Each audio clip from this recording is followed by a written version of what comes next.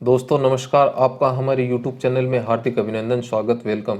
इस वीडियो में हम नई शिक्षा नीति यानी न्यू एजुकेशन पॉलिसी 2020 NEP पर चर्चा करते हैं। दोस्तों ये वीडियो आपके लिए बहुत महत्वपूर्ण होने वाली है, क्योंकि इस वीडियो में हम नई शिक्षा नीति की विस्तृत रूप से चर्चा करेंगे। वीडियो ज़रूर आपको लंबी लगेगी, बड़ी लगेगी, लेकिन आप हमारे साथ बने रहें, पूरी वीडियो देखें। NEP के बारे में विस्तृत रूप से इस वीडियो में दोस्तों हम चर्चा करने वाले हैं। दोस्तों वीडियो को ज़्यादा से ज़्यादा लाइक करें, चैनल को सब्सक्राइब करें, बेल आइकन को प्रेस करें। न्यू एजुकेशन पॉलिसी 2020, इसका उद्देश्य भारत के युवाओं को समावेशी और समान गुणवत्ता वाली शिक्षा सुनिश्चित करना NEP 2020 का उद्देश्य है। स्वतंत्र भारत में पहली जो शिक्षा नीति 1968 में लागू की गई थी, दूसरी शिक्षा नीति 1986 में लागू की गई और तीसरी जो शिक्षा नीति थी 1920 में लागू की गई है, जिसकी चर्चा दोस्तों हम इस वीडियो में कर रहे हैं। भारत में अभी तक 3 शिक्षा नीति हैं वो बनाई गई हैं, जिसमें हमने चर्चा की पहली 1968 में। दोस्तों हम इसको याद भी रख सकते हैं, पहली 1968 में, तो 68 का हमें यानी 68 का हमें क्या कर देना है, उल्टा कर देना है 86। तो दूसरी है वो 86 में लागू हुई। दूसरी जो 86 में लागू हुई थी उसमें थोड़ा वो संशोधन किया गया था, जो 1992 में इसमें थोड़ा संशोधन किया गया था। और जो तीसरी नई शिक्षा नीति जो 21वीं सदी की पहली शिक्षा नीति मानी जाती है, वो 2020 में लागू की गई है। इस शिक्षा नीति में 108 पेजों के ड्राफ्ट में यह भारत की 21वीं सदी की पहली शिक्षा नीति जो योजनाबद्ध और चरणबद्ध तरीके से पूरे देश में लागू की जा रही है। यह 34 वर्षों के बाद भारत का सबसे बड़ा शैक्षिक सुधार माना जाता है। कौन सी? NEP 2020। इस शिक्षा नीति के तहत केंद्र व राज्य के सहयोग से शिक्षा क्षेत्र पर देश की GDP के 6% हिस्से के बराबर निवेश का लक्ष्य रखा गया है। ये इंपॉर्टेंट क्वेश्चन बनता है दोस्तों कि NEP 2020 में केंद्र व राज्य के सहयोग से शिक्षा के क्षेत्र पर जो GDP का जो हिस्सा रखा गया है वो कितने प्रतिशत है? 6% है।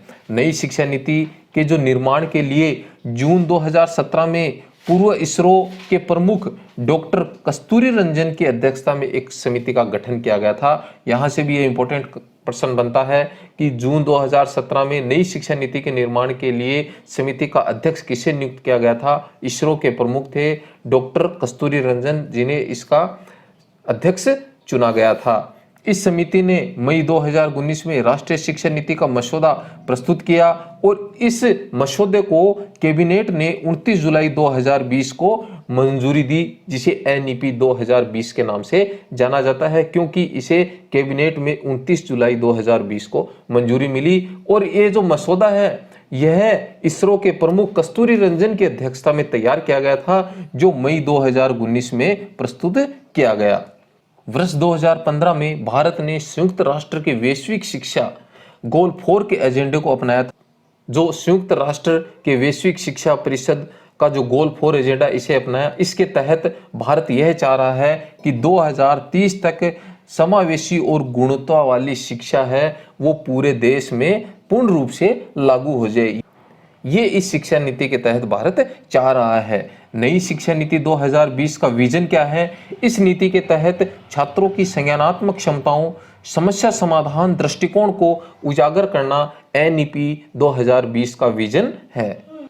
NEP नेशनल एजुकेशन पॉलिसी की जो संरचना है, इसका जो स्ट्रक्चर है वो क्या है? दोस्तों हम ये भी जान लें कि 1986 की जो शिक्षा नीति थी उसमें जो शिक्षा का जो स्ट्रक्चर था वो 10+2 था। क्या था शिक्षा का स्ट्रक्चर? 10+2। लेकिन अब नई जो शिक्षा नीति है, नेशनल एजुकेशन पॉलिसी है, इसमें जो शिक्षा का जो स्ट्रक्चर है वो बदल गया है। यानी NEP की जो संरचना है, शिक्षा की जो संरचना है वो बदल चुकी है। अब जो शिक्षा की जो संरचना है वो 5+3+3+4 मानी गई है। वो किस प्रकार से मानी गई है ये हम यहाँ पर दोस्तों इस टेबल के माध्यम से समझते हैं। देखिए 3 से 6 यहाँ पर एज को प्रदर्शित किया गया है, क्लास और year of schooling, pedagogical and curriculum structure क्या रखा गया है। 3 से 6 आयु के बालक बालिकाओं को प्री स्कूल या आंगनबाड़ी में दाखिला दिलवाना है, और इसका जो स्कूलिंग ईयर जो होगा वो 3 वर्ष होगा।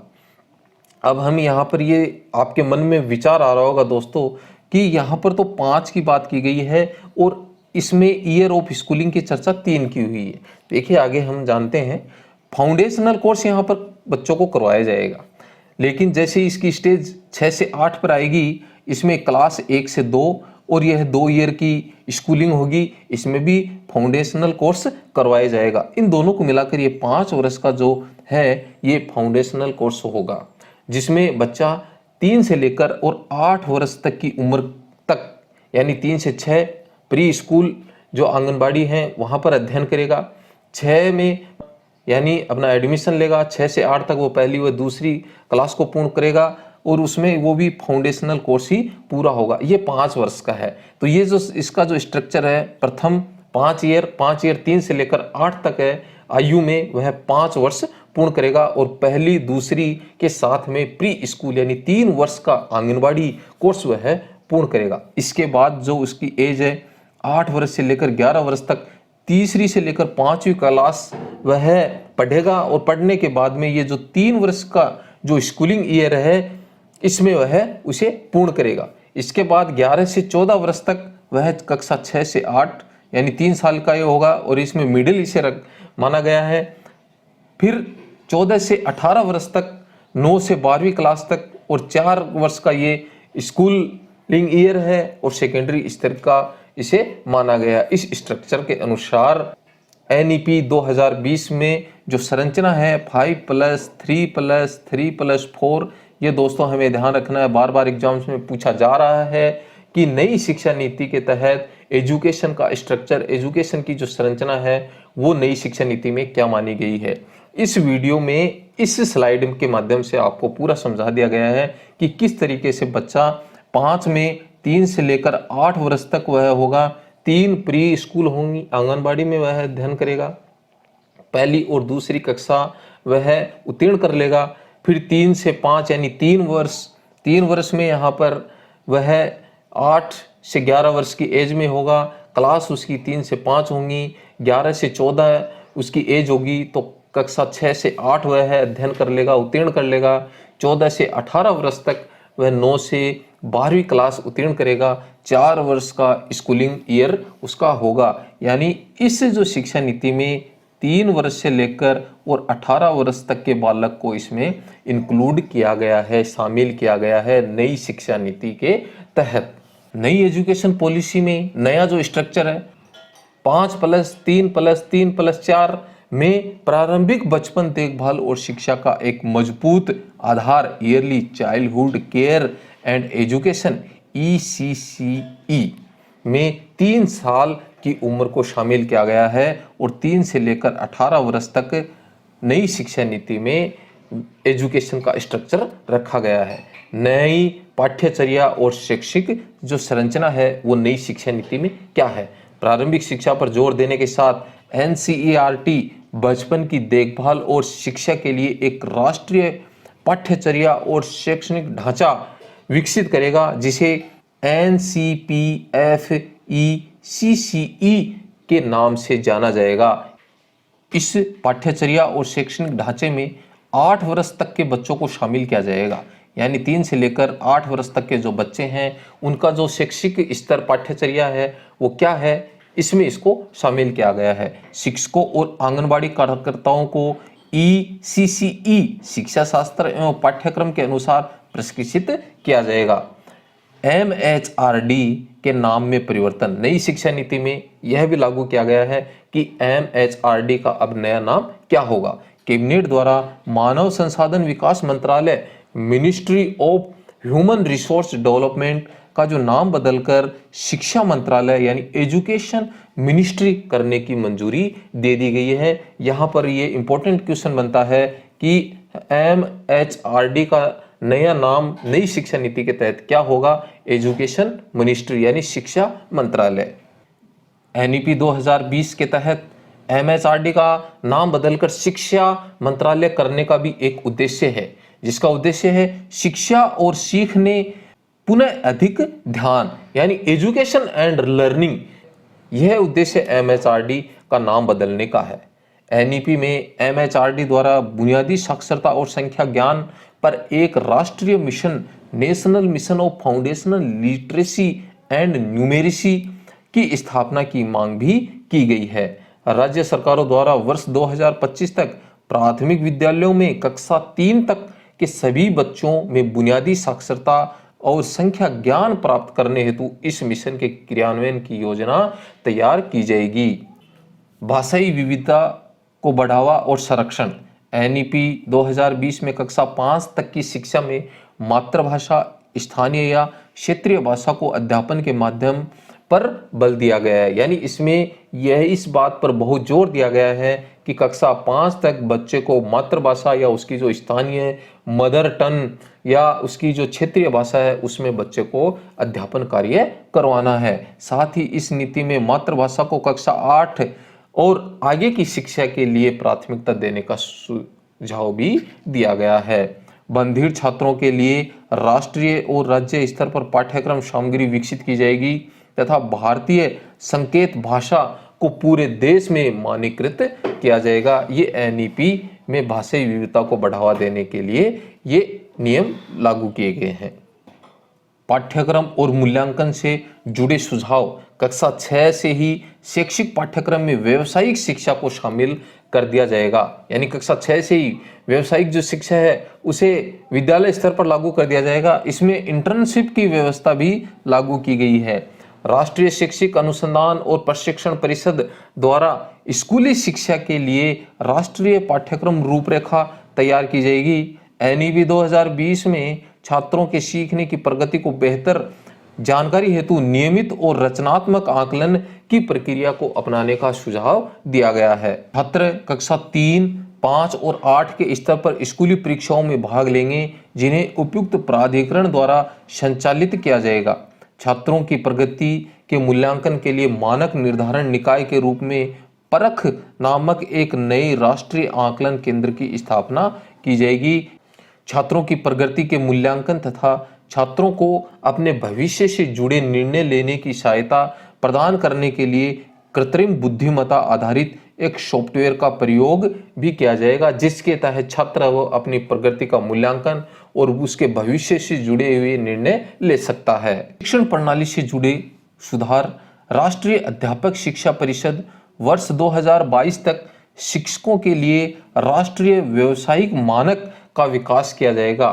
राष्ट्रीय अध्यापक शिक्षा परिषद द्वारा एनसीईआरटी के परामर्श के आधार पर अध्यापक शिक्षा हेतु राष्ट्रीय पाठ्यचर्या की रूपरेखा का विकास किया जाएगा।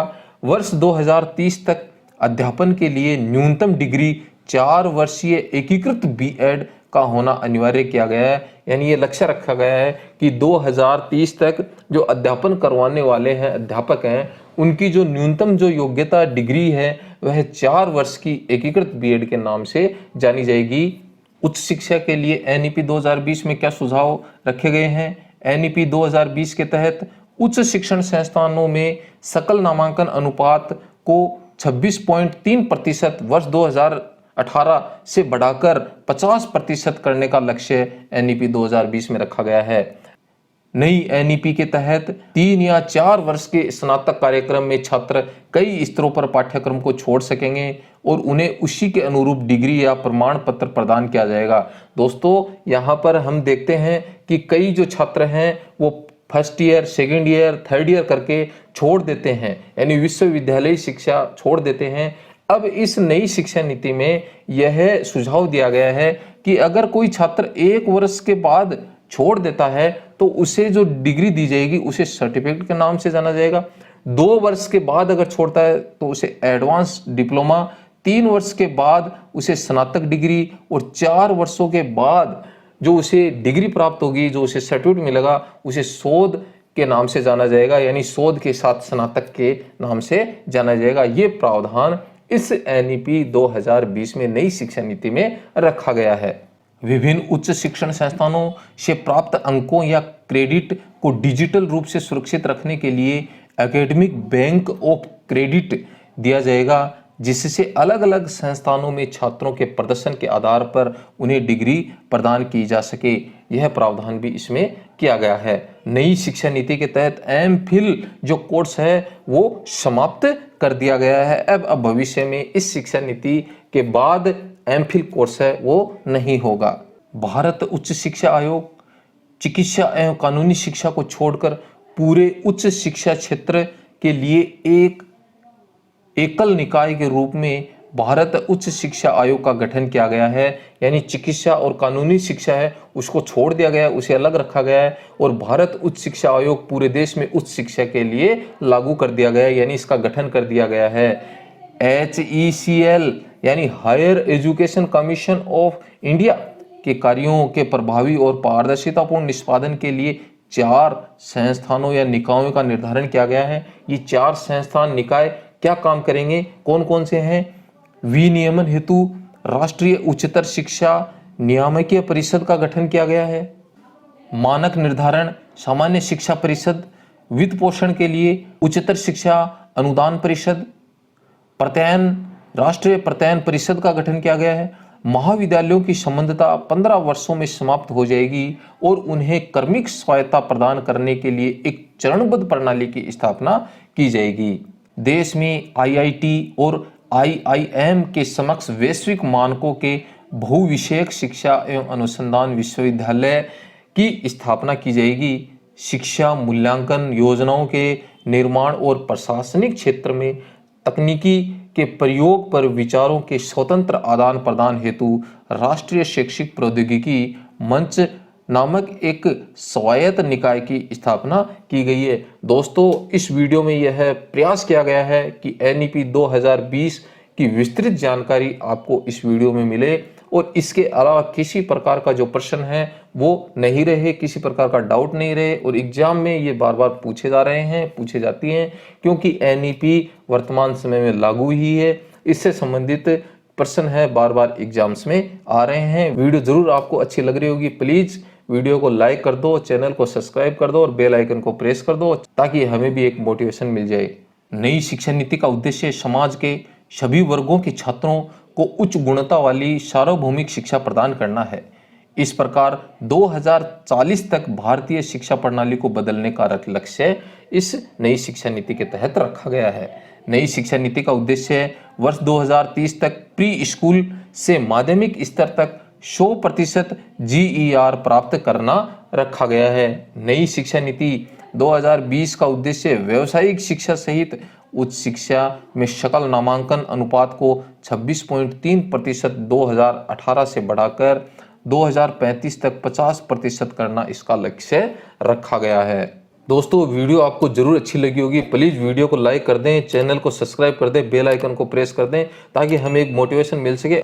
दोस्तों, इस वीडियो में हम राष्ट्रीय पाठ्यचर्या की रूपरेखा NCF 2005 पर चर्चा करते हैं, जो नेशनल करिकुलम फ्रेमवर्क 2005 के नाम से भी जाना जाता है। दोस्तों, आपने अभी तक भी हमारे YouTube चैनल को सब्सक्राइब नहीं किया तो प्लीज वीडियो को लाइक करें, चैनल को सब्सक्राइब करें, बेल आइकन को प्रेस करें। राष्ट्रीय पाठ्यचर्या की रूपरेखा NCF 2005 बालकों को क्या और क्यों और कैसे पढ़ाया जाए।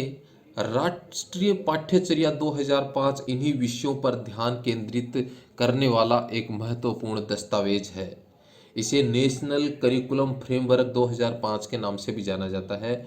इसमें जो कुल पृष्ठ थे वो 180 थे और इस वीडियो में दोस्तों इन 180 पेजों के सार को शामिल किया गया है कि हमें 180 पेज नहीं पढ़ने पड़े और हमें कुछ पेजों के माध्यम से ही पूरे NCF को जान जाएं जो हमारे एग्जाम में पूछे जाते हैं। विस्तार से हम समझ करके व्याख्या सहित इसकी चर्चा करेंगे।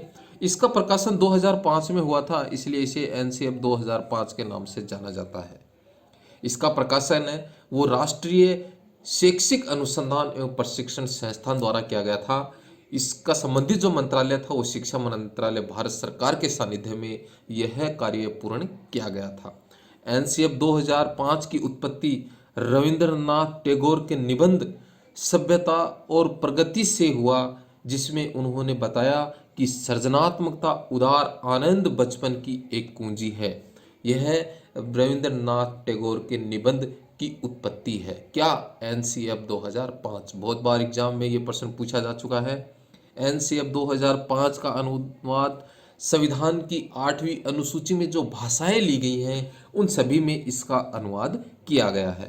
प्रोफेसर यशपाल की अध्यक्षता में एनसीएफ 2005 तैयार किया गया, यानी इसकी अध्यक्षता किसने की थी? प्रोफेसर यशपाल ने। बहुत इंपॉर्टेंट पर्सन है।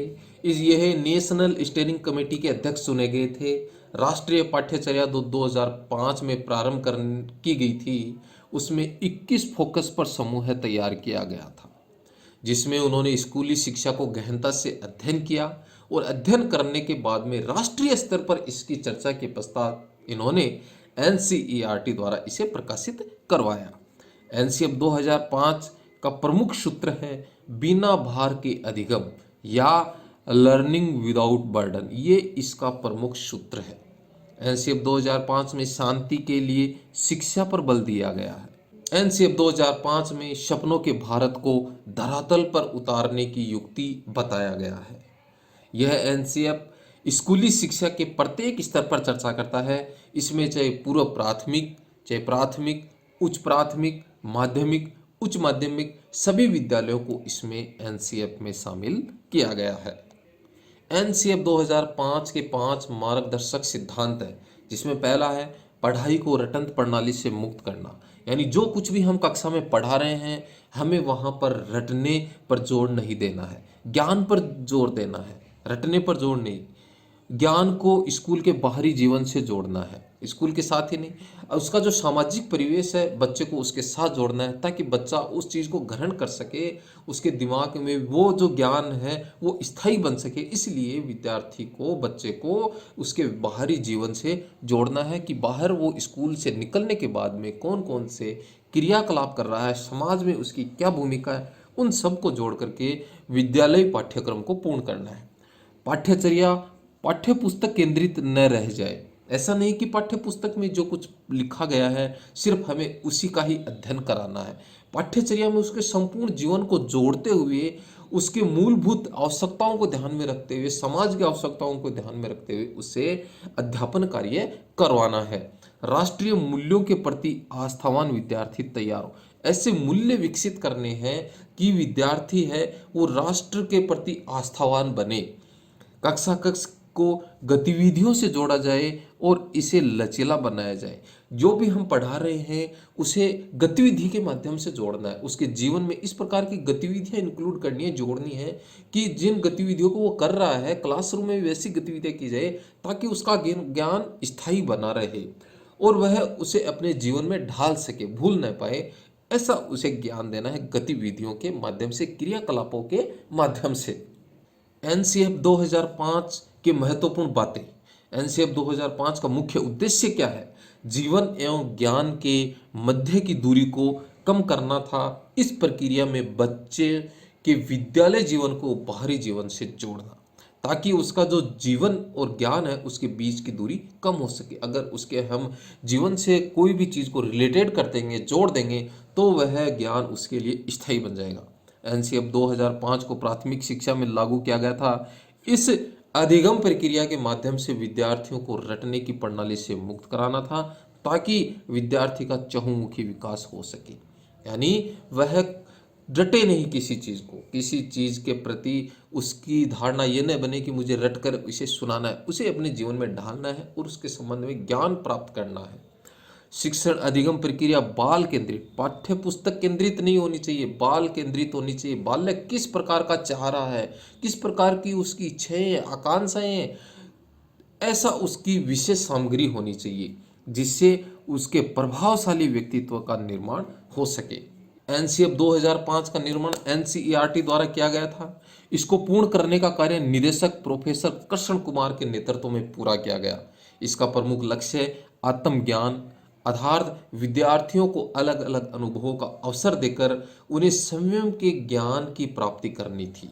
एनसीएफ 2005 के अनुसार हर विद्यार्थी को अपनी क्षमता और कौशल होते हैं, तो हर विद्यार्थी को उसे व्यक्त करने का मौका प्रदान किया जाना चाहिए। यानी जो कुछ भी हम पढ़ा रहे हैं, जो कुछ भी बच्चे को ज्ञान दे रहे हैं, बच्चे को उससे जूझना है, अपनी क्षमताओं को प्रदर्शित करना है। जब बच्चे के सामने समस्याएं आएंगी तो उनसे जूझेगा, तो नई नई चीज़ों को बच्चा सीखेगा। तो बच्चे के सामने ऐसी समस्याएं जागृत करनी है, ऐसी समस्याएं बच्चे को देनी है ताकि वह अपनी क्षमता और कौशल को विकसित कर सके। बालक सक्रिय है, यह एनसीएफ में माना गया। वह स्वयं से जाने, सीखे और नई नई चीज़ों को आजमाए, जोड़ तोड़ करे और उनमें सुधार करे। ये एनसीएफ 2005 में माना गया कि बच्चे को आप सक्रिय रखो, क्रिया के लिए बच्चे को प्रेरित करो, उसे स्वयं जानने दो, सीखने दो। ऐसा नहीं कि शिक्षक ही उन्हें सब कुछ सिखाता रहे, बताता रहे। बच्चे को खुद को सीखने दो, नई नई चीज़ों से उसे ज्ञान प्राप्त करने दो। वह कुछ चीज़ों को जोड़ेगा, तोड़ेगा, गलतियां करेगा, उन गलतियों से वह सीखेगा और उनमें सुधार करेगा। नई नई चीज़ें उसके साथ में आएंगी, उनके जीवन से जुड़ेंगी। एनसीएफ 2005 में क्या लिखा गया है शिक्षा के संबंध में? शिक्षा को मुक्त करने वाली प्रक्रिया के रूप में देखा जाना चाहिए। शिक्षा की प्रक्रिया को सभी तरह से शोषण और अन्याय, गरीबी, लिंग भेद, जाति से मुक्त होना पड़ेगा जो हमारे बच्चों को इस प्रक्रिया से वंचित करते हैं। ये एनसीएफ 2005 में लिखा गया है। यह मानव संसाधन विकास मंत्रालय की पहल पर तथा प्रोफेसर यशपाल की अध्यक्षता में इसका निर्माण किया गया। ज्ञान को केवल किताबी ज्ञान से ही नहीं बल्कि बाहरी जीवन से जोड़ा जाए। इसके अलावा विद्यार्थियों को रटन प्रणाली से मुक्त किया जाए। पाठ्य पुस्तक पर आधारित शिक्षा नहीं हो, वो शिक्षा किस प्रकार की हो? बाल केंद्रित हो। इसके अलावा शिक्षा राष्ट्रीय मूल्यों के प्रति आस्थावान विद्यार्थियों को तैयार करने वाली हो। ये एनसीएफ 2005 के संबंध में लिखा गया है। एनसीएफ 2005 को 5 भागों में बांटकर वर्णित किया गया है, जिसमें पहला अध्याय है परिप्रेक्ष्य। इस अध्याय में स्वतंत्रता के पश्चात भारतवर्ष में किए गए शैक्षणिक प्रयासों का संक्षिप्त वर्णन परिप्रेक्ष्य अध्याय में किया गया है। दूसरा है सीखना और ज्ञान या सीखना का ज्ञान। इस अध्याय में एनसीएफ में निर्मितवाद को बालकों के सीखने का सामयिक सिद्धांत माना गया है। तीसरा अध्याय है व्यवस्थागत सुधार। इस अध्याय में शिक्षा में गुणवत्ता सुधार हेतु परिचर्चा की गई है। नेक्स्ट है विद्यालय व कक्षा का वातावरण। इस अध्याय में विद्यालय एवं कक्षा के वातावरण का समावेशी और प्रजातांत्रिक स्वरूप का वर्णन किया गया है। पाठ्यचर्या के क्षेत्र, स्कूल की अवस्थाएं एवं आकलन। इस अध्याय में विविध विषयों को लेकर के चर्चा की गई है, जिसमें स्कूल और आकलन, मूल्यांकन, पाठ्यचर्या का क्षेत्र, इन सब विषयों को इसमें परिचर्चा का विषय बनाया गया है। एनसीएफ 2005 की मुख्य विशेषता क्या है? एनसीएफ 2005 के अनुसार प्राथमिक स्तर पर भाषा का माध्यम है वो मातृभाषा होनी चाहिए। बच्चे को उसकी मातृभाषा, उसकी मदर लैंग्वेज है, उसमें ही बच्चे को ज्ञान प्राप्त कराना चाहिए। शिक्षण सूत्र ज्ञात से अज्ञात की ओर, मूर्त से अमूर्त की ओर, इनका अधिकतम प्रयोग शिक्षण में करना है। सूचना को ज्ञान मानने से बचा जाए, यानी हमने किसी सूचना दे दी कि आज विद्यालय में ये काम किया जाएगा, तो ये सूचना ही नहीं, हमें उसके बारे में विद्यार्थी को ज़्यादा से ज़्यादा ज्ञान प्रदान करना है। जिस प्रकार हम कोई जयंतियाँ मनाते हैं, उत्सव मनाते हैं कि आज ये उत्सव है, तो इतना ही नहीं, उसके बारे में डिटेल से बच्चों के साथ बात करनी है, क्रिया करनी है उसके संबंध में, ताकि बच्चे को ज्ञान प्राप्त हो सके उस चीज़ का कि आज विद्यालय में कौन सा काम हो रहा है। विशाल पाठ्यक्रम व मोटी किताबें शिक्षा प्रणाली की असफलता का प्रतीक होती है। ये एनसीएफ 2005 ने माना है कि हमें विशाल पाठ्यक्रम नहीं लेना, मोटी मोटी किताबें नहीं लेनी है। हमें बच्चे को थोड़ा दिया जाए लेकिन उसका संपूर्ण ज्ञान प्रदान किया जाए, ताकि वह हमारी सफलता का प्रतीक होगा। मूल्यों को उपदेश देकर नहीं, वातावरण देकर स्थापित करना है कि श्रीमान खुद तो बैंगन खाएं, औरों को परहेज बताएं, ऐसी उक्तियां यहाँ पर नहीं होनी चाहिए। जिस प्रकार का हम बच्चों को उपदेश दे रहे हैं, उनके सामने उसी प्रकार का हम आइडल बने, तो बच्चे उस चीज़ को सीखेंगे, ग्रहण करेंगे और अपने जीवन में उन मूल्यों को उतारेंगे। एनसीएफ 2005 में सीखना सक्रिय व सामाजिक गतिविधि माना गया है कि सीखेगा विद्यार्थी तभी जब वह सक्रिय रहेगा, और ये एक सामाजिक गतिविधि है, यानी समाज में रहकर व्यक्ति अनेक चीज़ों को सीखता है। सीखने में यांत्रिकता नहीं होनी चाहिए, यानी एक ही चीज़ को हम बार बार नहीं रिपीट करें। रोजाना हम बच्चे के साथ में वही क्रिया नहीं करें, नया कुछ करें बच्चे के साथ में, ताकि बच्चे का मन लगे, ध्यान लगे, बच्चा सीखने को उतारू हो जाए, तैयार हो जाए कि आज मेरे साथ में कक्षा में कुछ नया होने वाला है। सीखने को डर और अनुशासन की जगह आनंद और संतोष से जोड़ा जाए। बालक को स्कूल, घर, समुदाय आदि सब जगह महत्वपूर्ण माना जाए और उसकी भाषा संस्कृति को सम्मान दिया जाए। जो वह कुछ कहना चाहता है, प्रकट करना चाहता है, उसे सम्मानता मिले। घर, समुदाय जो भी चीज़ें हैं उसे महत्वपूर्ण माना जाए, ऐसा नहीं उसे नेगलेक्ट कर दिया जाए। उसकी भावनाओं को, उसके विचारों को सम्मान देना चाहिए। बहुभाषी कक्षा शिक्षण 3 त्रिभाषा सूत्र की वकालत करता है। कौन? एनसीएफ 2005 कि बच्चे को अपनी मातृभाषा में उसे सिखाना है प्राथमिक स्तर पर। फिर जो हिंदी भाषी जो क्षेत्र हैं वहाँ हिंदी में, और इंग्लिश भाषी जो क्षेत्र हैं अपने पूर्वी क्षेत्र, उत्तरी क्षेत्र, दक्षिणी क्षेत्र जहाँ पर इंग्लिश भाषा अधिक चलती है, जैसे उनमें इंग्लिश भाषा यानी विदेशी भाषा में भी उनको शिक्षा दी जाए। इसके साथ हिंदी, इंग्लिश और उसके मदर टंग तीनों त्रिभाषा सूत्र को कक्षा में इसकी वकालत एनसीएफ 2005 करता है। भाषा शिक्षण कौशल की बात एनसीएफ 2005 में की गई है, जिसमें सुनना, बोलना, पढ़ना, लिखना ये 4 भाषा शिक्षण कौशल होते हैं, जिनका क्रम होता है सुनना, बोलना, पढ़ना, लिखना। बच्चा सबसे पहले सुनता है, किन्हीं भी चीज़ों को सुनकर ग्रहण करता है, छोटे बच्चे को हमने देखा है। फिर वह बोल करके अपने विचारों को प्रकट करता है। फिर बोलने के बाद की जो प्रक्रिया होती है वो पढ़ करके अपने विचारों को, फिर वह लिखना सीखता है। ये एक भाषाई कौशल का क्रम होता है।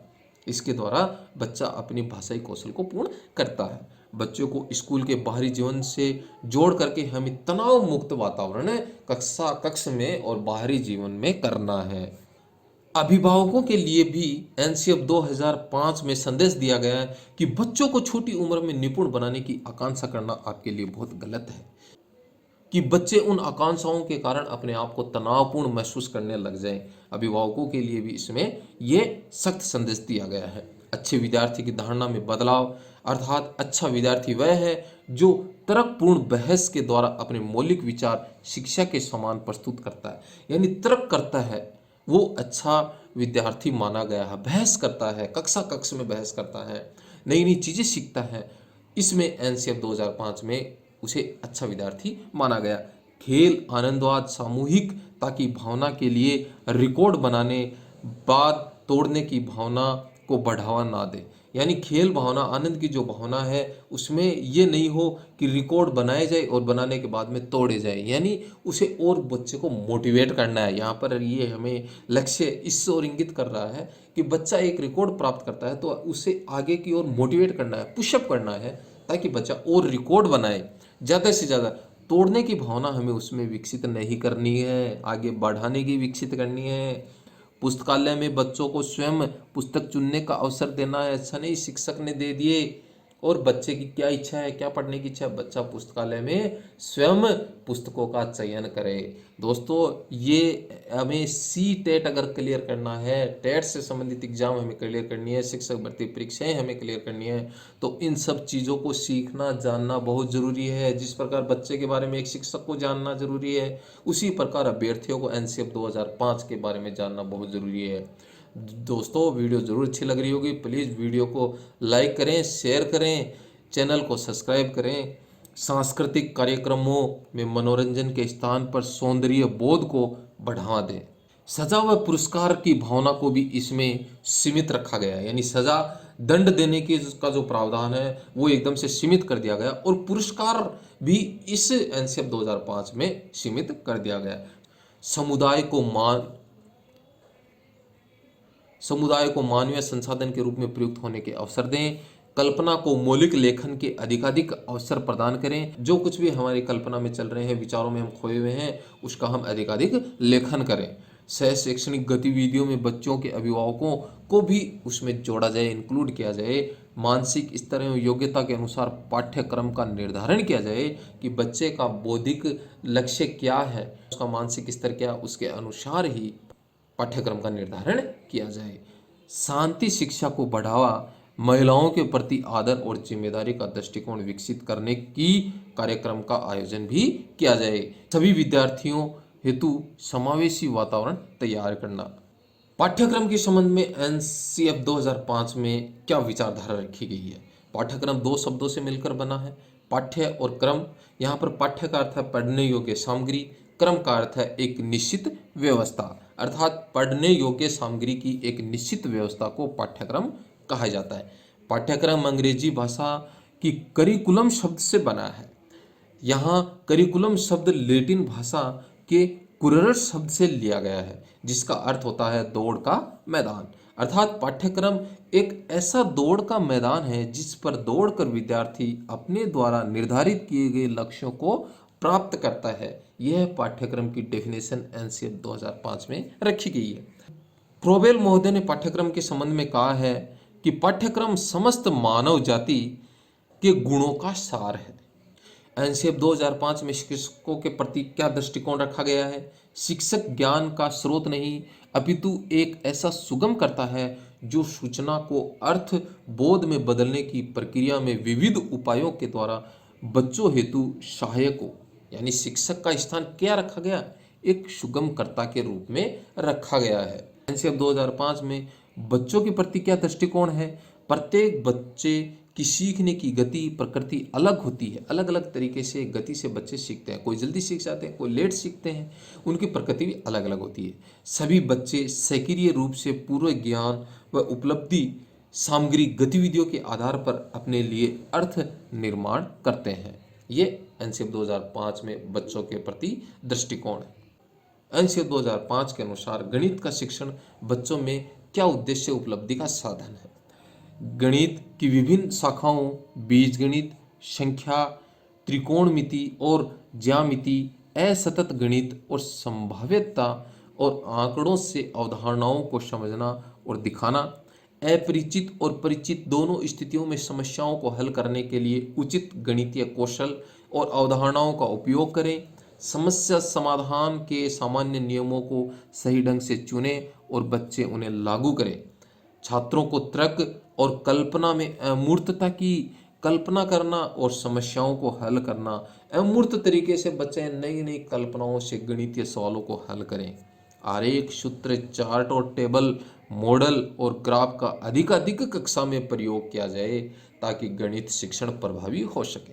एनसीएफ 2005 में विज्ञान शिक्षण का उद्देश्य कौशल प्राप्ति करने और वैज्ञानिक ज्ञान के सत्यापन और पीढ़ी के लिए अग्रणी प्रक्रियाओं और तरीकों को समझने के लिए विज्ञान के विकास और ऐतिहासिक परिप्रेक्ष्य का निर्माण करना, प्रौद्योगिकी विज्ञान और समाज के इंटरफेस में वैश्विक और स्थानीय मुद्दों से संबंधित और सराहना करने के लिए पेशेवर क्षेत्र में प्रवेश करने के लिए सैद्धांतिक ज्ञान और साथ ही व्यवहारिक कौशल प्राप्त करना, कुछ मूल्यों को आत्मसात करने के लिए ईमानदारी, सहयोग, अखंडता, पर्यावरण का संरक्षण और जीवन के लिए चिंता और महत्वपूर्ण सोच को विकसित करना। दोस्तों, ये जो शिक्षण उद्देश्य हैं ये सीटेट से संबंधित एग्जाम है, उसमें बार बार पूछे गए हैं, पूछे जा रहे हैं। इसलिए हमें इनको लाइटली नहीं लेना है, इन्हें देखना है, पढ़ना है कि गणित विषय, विज्ञान विषय, इन विषयों से संबंधित है वो एनसीएफ का किस प्रकार का दृष्टिकोण रहा है, चाहे वह छात्र हो, अध्यापक हो,